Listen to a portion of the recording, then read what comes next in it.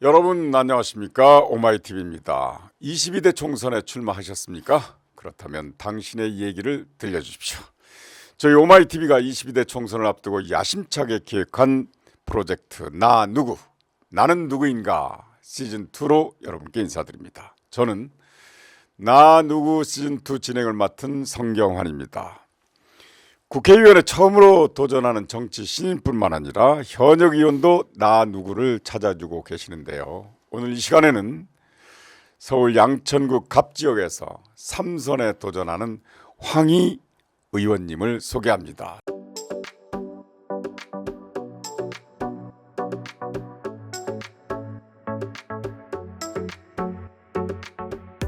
더불어민주당의 황희 의원님, 어서 오십시오. 네, 안녕하십니까. 서울 양천갑 재선 의원, 이번에 3선 도전하고 있는 보기보다 젊은 국회의원 황희입니다. 네.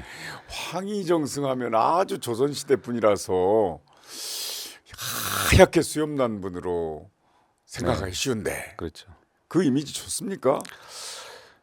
안 좋은 됩니까? 안 좋은 점도 있어요. 어떤 점이? 워낙 청백리의 상징이다 보니까 네네. 돈을 벌 수가 없습니다. 돈 벌 일이 국회의원이 있어서 돈 벌면 안 되죠. 그래서 더 직업적으로 좋은 선택을 했다고 생각합니다. 딱 맞는 직업이다. 예. 자, 지금부터 그러면 5분간 제가 질문하면 답변을 해주시면 됩니다. 네. 지금부터 시간을 잽니다. 네. 자, 또 생각나네. 황희정승 이미지뿐만 아니라 그건 성함에서 비롯된 거고 얼굴에서는 중국의 지도자 시진핑이 떠올라요. 네. 그런 얘기 안 들었습니까? 중국인 관광객 10여 명에게 사인을 해준 적도 있고요. 네. 그다음에 주한 중국 대사가 국회의원 중에 시진핑 주석 닮은 국회의원이 있다고 초대받은 적도 있고, 네. 심지어는 시 주석께서 제 존재를 알고 계십니다. 예. 그럴 그러면 정도로, 중국과의 관계가 좋아질 수도 있는데요. 그럴 때 황희 저를 의원님 긴급 덕으로? 투입하면 상당히 그 호전될 수도 있을 텐데. 특사로 파견하거나 뭐 이런 그럼요. 그럼 뭐 아, 얼마든지 할 용의가 있습니다. 네. 윤석열 대통령께 부탁을 드려야죠. 근데 아니죠. 야당이라서. 윤석열 대통령이 저한테 부탁을 해야 제가. 그렇습니까? 네, 그렇죠. 네네. 황희 후보님은 뭐 다들 아시는 대로 재선 의원이십니다. 아주 젊었을 때는 청와대에도 근무했었고 문재인 정부에서는 문화체육관광부 장관도 역임하셨고 재선 의원이시고 그렇다면 행정과 의정 활동을 두루 경험하신 분인데 이거 뭐 후보로서는 경쟁력이 있는 것 아닙니까? 네, 저는 뭐 정당, 청와대, 국회, 국무위원 다 했기 때문에 저는 뭐 흔히 이제 대한민국 시민이 두 가지 권력을 선택합니다. 네, 그렇죠. 주권자를 대리해서 결정하는 결정 권력인 국회의원과 그다음에 주권자를 대리해서 집행하는 집행 권력인 행정부 대통령 네네. 권력을 선택하는데 저는 집행 권력과 결정 권력 모두를 경험했기 때문에 누구보다 주권자를 대의해서 정치를 잘할 수 있는 잠재력이 충분하지 않을까 그렇게 자평하고 있습니다. 네. 유권자들이 좋아할 만한 요소를 다 갖고 계시네. 네, 그렇다고 생각합니다. 까봐야죠, 뭐. 근데 3선 국회의원이 되면 다 상임위원장들 하시잖아요. 네. 대부분 그렇게 실제로 했고요. 무슨 상임위원장을 맡고 싶으십니까? 저는 이제 전공 분야가 도시공학으로 박사를 했습니다. 네네, 그다음에 연세대에서 그랬죠. 네. 초선 때 또 한 4년 정도 국토위를 경험했고 제가 초재선 때 국토교통 관련된 법안만 재정법을 또 2개를 만들었어요. 그래서 네. 앞으로 국토교통 상임위 위원장으로 활동할 수 있는 기회가 있다면 상당한 기여를 저 개인적으로도 할 준비가 돼 있습니다. 네. 국토교통위원장을 하면 지역 현안 해결하는 데도 도움이 되죠. 네, 지금 그 대규모 공동주택 단지 같은 경우가 대한민국에 51개소가 있는데요. 그 중에 이제 목동이 첫 번째. 그래서 단순한 재건축을 넘어선 도시 재생적 네네. 규모거든요. 그래서 양천구가 안고 있는 여러 가지 국토교통 현안이 앞으로 대한민국의 국토교통 현안으로 연결될 겁니다. 그래서 양천의 현안과 대한민국의 현안이 거의 동일시되고 있다. 그래서 그 중에 가장 모범적이고 시범적으로 양천구가 추진할 수 있으니 저 같은 경우에는 뭐 대한민국과 양천구의 현안을 모두 해결할 수 있는 기회인 거죠. 근데 양천구 그 도시 재생 사업, 예. 오래전에 한다고 하지 않았습니까? 네. 하는데 이제 본격적으로 킥오프된 시점이고요. 재건축 사업은 그다음에 도시재생 사업은 현 정부 들어와서 좀 막혀 있고 그다음에 우리가 도시계획과 교통계획이 병합돼서 추진되지 않는 측면이 있어서 별도로 이제 교통계획을 따로 세웠는데 정권이 바뀌고 이렇게 상당히 다 중지되고 스톱된 상황들이 지금 연출되고 있어요. 아니 대통령께서 이제 민생 토론이라고 돌아다니면서 많이 풀던데.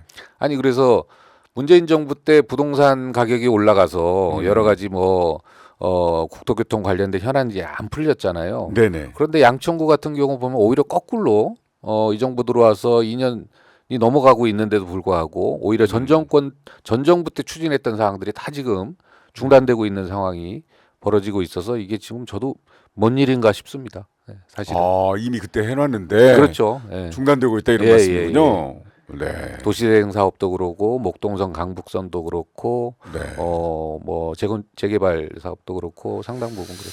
자 그럼 10분간 시간을 드릴 테니까요. 네. PPT를 활용해서 홍보를 아주 효과적으로 잘 해주시고 그리고 또 5분간 저하고 얘기를 합시다. 알겠습니다. 네. 네, 안녕하십니까.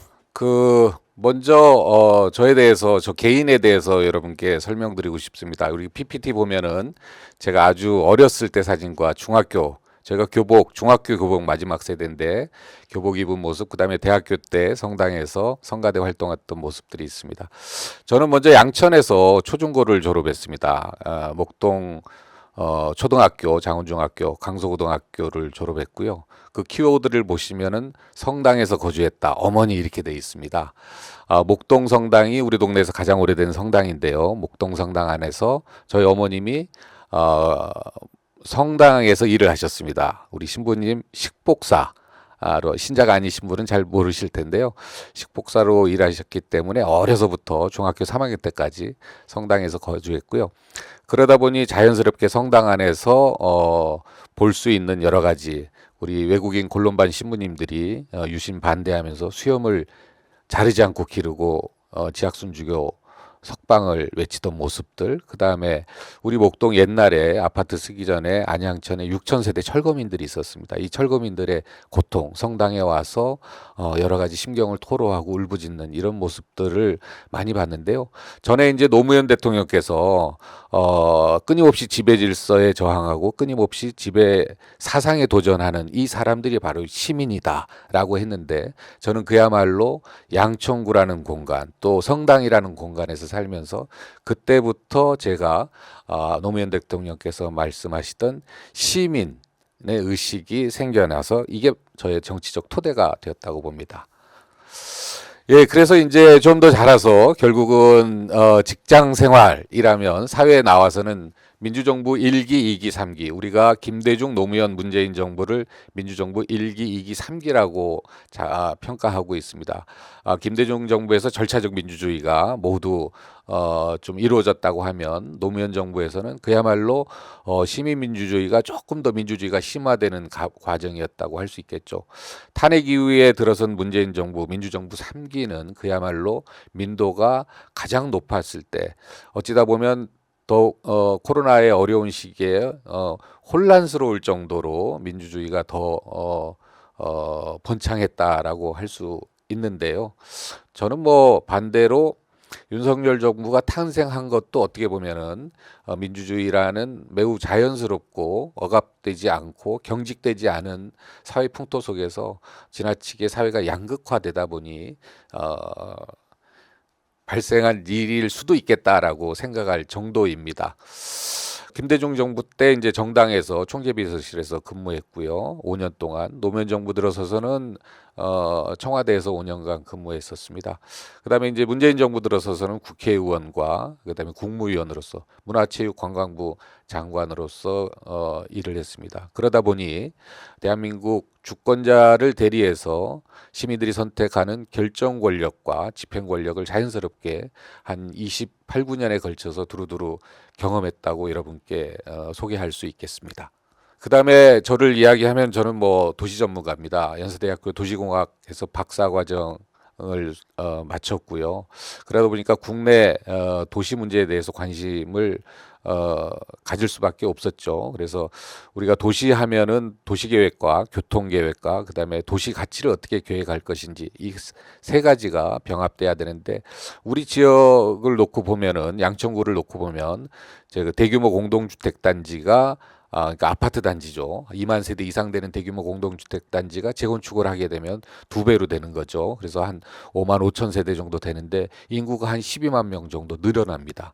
이것은 기존에 우리가 알고 있는 단순한 집을 수리하는 정도의 재건축을 넘어선 도시를 재생하고 도시를 새롭게 설계하는 규모에 다다른다고 생각합니다. 그래서 뭔가 도시를 계획하고 또 교통이 같이 어우러지고 또 12만 명의 인구가 늘었을 때 우리 도시의 가치는 어떻게 될지 이것들이 병합돼서 꼼꼼하게 고민되고 고려되고 설계돼야 될 텐데 아쉽게 그러지 못한 부분들이 있습니다. 그래서 제 지역구인 양천구에서는 제 나름대로 이 원칙에 따라서 재건축과 재개발이 잘 진행될 수 있도록 노후계획도시 재정비 특별법을 재정법을 발의했는데 정부 법안과 같이 병합돼서 이번에 통과가 됐습니다. 그래서 시행령 조정하고 있는데요. 4월부터는 시행될 예정입니다.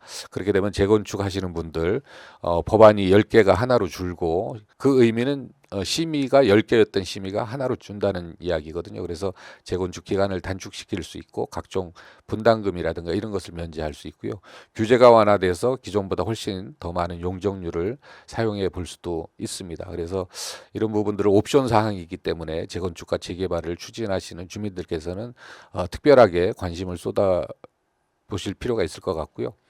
아울러서 교통계획이 매우 중요합니다. 그래서 인구가 폭증하는 이 과정에서 목동선과 강북선, 목동선 철도를 10만 명이 이용한다 그러면 차량이 10만 대 정도 줄어든다라고 생각하시면 될 것 같습니다. 아울러서 도심 내 이동성이 높아진다는 얘기는 보통 역사와 역사 사이가 출발해서 도착하기까지 한 2분 정도 걸리거든요. 그러면은 내가 김밥집을 하나 차렸다. 그러면 기존에는 도심 이동성이 떨어질 때는 한 500명 정도가 내 고객이었는데 이동이 원활할 때는 한 5만 명 정도가 내 고객이 될 수 있어서 도심 내 아주 활력이 높아지는 거죠. 그래서 반드시 이 교통도 편리해지고 지역 경제도 활성화되고 그러기 위해서는 교통계획이 반드시 필요하고요. 아울러서 우리 지역 내 도심 한가운데 있던 신정 차량 기지, 외곽에 있던 신정 차량 기지가 도심에 이제 인구가 늘다 보니까 한가운데 있게 됐는데 이런 것도 김포공항이라든가 광명역 또 김포 신공리 이런 쪽을 두루두루 검토하면서 반드시 이번에는 완전 이전을 하려고 노력을 하고 있습니다. 아울러서 도시 가치가 매우 중요한데요. 양천구 하면 무엇보다도 교육 도시입니다. 거기에다가 다양한 요번에 공약으로 제가 지금 설계하고 있는 건강 문제라든가 환경 문제 그다음에 미래 도시에 대한 이런 가치들을 담아서 더욱더 재건축과 재개발이 된 이후에 더욱더 편리하고 안전하고 또 미래가 보장된 그런 도시를 설계하려고 노력하고 있는 중입니다. 아울러서 제가 국내 스마트 시티 정책을 제안하고 재정법도 만들고 파일럿 시티 세종과 부산에 있는 시범 도시도 같이 설계에 참여했습니다. 그러다 보니 이 스마트 시티 이 도시라는 것은 미래 기술과 문명 모든 문화 가치들이 포괄된 큰 그릇이라고 할 수 있습니다. 그래서 이 스마트 시티를 통해서 미래 문명과 미래 기술 또 미래의 가치관을 새롭게 우리가 만들어갈 수 있는 좋은 기회라고 생각합니다. 아울러서 대한민국은 스마트 시티 하면은 챔피언이다. 이런 평가를 받고 있는데요. 이번에야말로 대한민국이 일가로 도약할 수 있는 절호의 기회라고 생각하고 있습니다. 바로 그 미래 도시를 양천구에 설계하기 위해서 노력하고 있습니다. 이번에 총선 의미를 말씀드리고 싶습니다. 총선이라는 것은 본질적으로 그렇습니다. 주권자를 대의하는 대의기관인 국회의원을 뽑는 거기 때문에 과연 누가 민주주의를 더 잘할 것이냐. 보통 모든 나라가 의회를 중심으로 민주주의가 발전을 하고 있습니다. 주권자를 대리해서 결정하는 곳이 바로 의회이기 때문입니다. 그래서 의회를 구성하는 국회의원 선거는 반드시 누가 민주주의 세력이고 어느 누가 민주주의를 가장 대한민국의 민주주의를 성장시키고 발전시키는지를 선택하는 날입니다. 이 점 우리 유권자들 반드시 깊이 고민해 주시기 바랍니다. 두 번째는 대한민국의 예산이 1년이면 650조고요. 추경까지 하면은 거의 700조에 달합니다. 러프하게 봐도 5년이면은 윤석열 정부 5년이면 3,500조입니다. 여러분, 3,500조 국민 혈세를 5만 원권으로 따져본다면 지구 전체를 뒤덮는 그런 액수입니다. 이것을 그러면 편성권, 집행권 또 감사원 기능 모두 행정부에 있습니다. 최소한의 견제 세력을 남겨야 되지 않겠습니까? 5년 동안 3,500조 국민 혈세가 한 사람에 의해서 다 휘둘리면 안 됩니다. 그래서 국민 여러분들이 최소한의 견제를 할 수 있는 야당의 이번 총선에 선택을 해주셔야 최소한의 견제가 작동할 수 있다고 봅니다. 마지막으로는 누가 양천 발전을 시키느냐이죠. 재건축 재개발에 대해서 이 국회의원이 법안도 발의하고 어떤 정도의 비전이 있고 그동안 목동선 강북횡단선에 대해서 끊임없이 추진해 왔는데 이 부분 예타가 막혔다는데 이 부분에 대해서 무난히 통과시킬 수 있는 그런 대안도 가지고 있고 신정 차량 기지와 무엇보다도 목삼동에 학교가 없어서 인구 구성비가 비정상적으로 되고 있는데 이번에 서울시 교육청과 같이 도시형 학교 4법도 발의하고 있습니다. 그래서 이번 총선을 통해서 더욱더 행복하고 편리하고 우리 아이들에게 희망을 줄 수 있는 그런 양천구 대한민국을 꼭 여러분과 같이 만들어가고 싶습니다. 고맙습니다. 말씀 잘 들었습니다. 네. 베테랑이신데요, 아주 설명을 아주 잘하십니다. 그런데 이 설명하시는 중에 총선의 의미를 말씀해 주셨어요. 네. 제가 생각해도 민주주의 절차의 확인이라고 생각합니다. 총선을 통해서. 근데 최근에 오늘이 13일이죠. 이틀 전에 11일 날 스웨덴 민주주의 다양성 연구소라는 곳에서 각국의 170몇 개국인가 여기 민주주의 지수를 조사한 적이 있어요. 그 발표를 2024년 발표를 했는데 2021년도 문재인 정부의 대한민국의 민주주의 지수는 세계 17위였습니다. 근데 2024년도 47위로 곤두박질 쳤습니다. 어떻게 생각하십니까? 저는 뭐 그거 순위 뭐 누가 조사하거나 평가하지 않아도 대한민국 국민이면 누구나 이렇게 체감하고 있는 부분이기 때문에요. 네. 저희가 옛날에 군사 독재 시절에 보면 되게 물리적으로 그 압박감을 많이 느껴 그럼요. 사회가 네네. 경직되고 그랬다면은 지금 어떻게 보면은 심리적으로 상당히 뭐 먼저 심리적으로 다가오는 거죠. 모든 게 사회가 경직되고 그다음에 압박하고 있고 이런 수위가 과거 군사 독재 묻지 않습니다. 네네. 당연히 그러니까 언론에 대해서 저런 태도를 보이고 심지어는 일반 국민들이 나와서 주장을 하는 그것도 뭐 야지 놓고 뭐 야유하고 이런 것도 아니었어요. 네네. 아주 상당히 공공연하게 예의 있고 이렇게 그 자기의 어떤 목소리를 내는데 거기다 대고 그게 들리면 이제 심기가 불편해지는 거죠. 그래서 그 입틀막 하는 걸 보고 야 이게 도대체 2024년에 벌어질 일이냐. 그래서 이거는 뭐 어디 저기 유럽이나 이런 데 보면 진짜 깜짝 놀랄 일이죠. 네네. 그래서 대통령께서 자유주의 자꾸 하는데 자유주의 민주주의 개념이 좀 헷갈리는 것 같아요. 이분이 자유주의에 대한 철학이라든가 민주주의에 대한 철학이 아주 깊이가 그렇게 있는 분은 아니다. 이런 생각이 듭니다. 총선은 대개 이제 그 당시 정부에 대한 중간 평가라고들 합니다. 근데 야권에서는 이번에 아예 윤석열 정부에 대한 심판 이렇게 규정하고 나섰는데 행정부에서 장관도 해보시고 국회의원도 해보셨는데 윤석열 정부에 대해서 어떻게 평가하십니까? 윤석열 대통령하고 같이 근무하셨잖아요. 예, 같은 정부에서. 글쎄요, 이게 어디부터 얘기해야 될지 모르겠어요. 지금 뭐 외교도 그렇고 외교도 웃음거리가 됐고 경제는 뭐 더 어려워졌고 민주주의는 퇴행으로 가는 게 너무나 뚜렷하게 확인되고 있고 모든 분야에서 그다음에 제가 이제 문체부 장관을 했었는데요. 어디 가면 이제 문화 강국이라는 얘기가 많이 들렸는데 그럼요. 그 얘기가 잘 안 들려요, 요즘은. 그래서 뭐 외교 안보 부분도 사실은 저희가 한반도가 이게 경제랑 직접 연결되는 부분이거든요. 그렇죠. 가령 이제 뭐 어디 9시 뉴스에서 호주의 자국민이 내일 철수하기로 결정했습니다. 한반도 리스크 때문에. 그러면 주가 지수가 막 떨어지죠. 대한민국 경제는 그냥 하루아침에 망가지는 그럼요. 거예요. 그래서 한반도의 평화라든가 한반도가 분쟁 국가가 되는 것을 회피한다든가 이런 노력을 모든 정부가 하는 거 아니겠습니까? 이게 곧바로 대한민국의 성장과 경제로 이어질 텐데 이거에 대한 깊은 고민도 아예 없어 보이고 그래서 사실 이게 평가를 할 수가 없습니다. 너무나 그 수준이 낮기 때문에 어느 정도 돼야 저도 정치인이고 국무위원 했잖아요. 오죽하면 이런 얘기 하겠습니까? 선거 때라서 특히 더 민심을 파악하고 계실 텐데 문재인 정부 때 그때 장관으로 계실 때는 그야말로 코로나19 팬데믹 때였잖아요. 그렇죠. 그때하고 지금하고 어느 때가 더 잘 산다고 생각하십니까?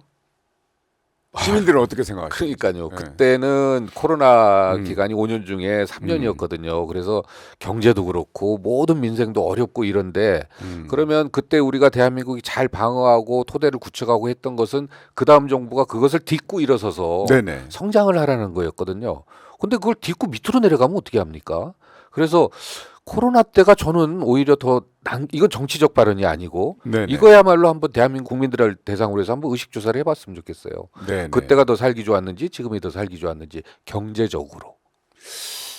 지수는 떨어졌습니다. 확실히. 그렇죠. 네네. 그럴 수밖에 없죠. 작년에 경제 성장률 1.4%. 네, 네. 네, 그런 적이 없었거든요. 아마 총선 끝나고가 더 걱정됩니다. 네. 총선이기 때문에 정부가 다 막거든요. 아, 저 선거 잘 치르기 위해서. 네. 이게 선거 끝나고 나면 그야말로 민낯이 드러날 수밖에 없습니다. 네, 시간이 다 됐네요. 네. 말씀 잘 들었습니다. 네. 아쉽습니다. 네, 지금까지 오마이TV가 기획한 22대 총선 프로젝트 총선에 출마한 후보들의 이야기 나누고 오늘 시간에는 서울 양천구 갑지역에서 3선에 도전하는 더불어민주당 황희 의원을 만나봤습니다. 고맙습니다. 네, 고맙습니다. 자, 여러분 오늘 순서 여기서 마칩니다. 감사합니다. 안녕히 계십시오.